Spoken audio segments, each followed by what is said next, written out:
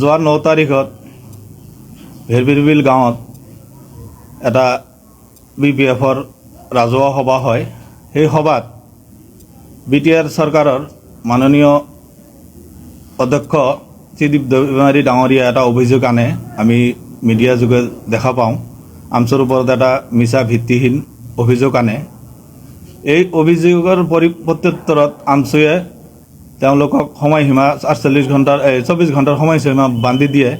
কিন্তু আজিলৈকে আমি তেওঁক এই প্ৰত্যুত্তৰখিনি দিয়া দেখা নাপালোঁ। স্থানীয় 2-3জনমান নেতাই যোৱাকালি প্ৰেছ মিট দি কৈছে ৰাজহুৱা মিটিং দিব লাগে।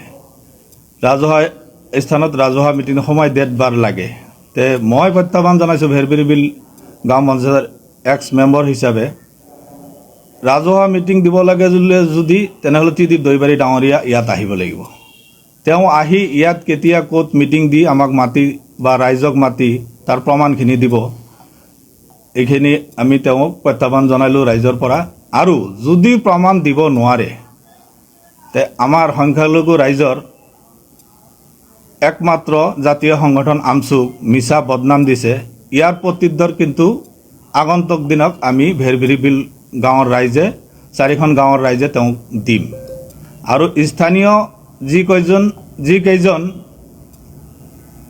নেতাপালি নেতাই প্ৰেছ মিট দিছে বা সংবাদ মেল যোগে এই প্ৰত্যাহ্বান বা আহ্বান জনাইছে যে ৰাজহুৱা সভা দিব লাগে,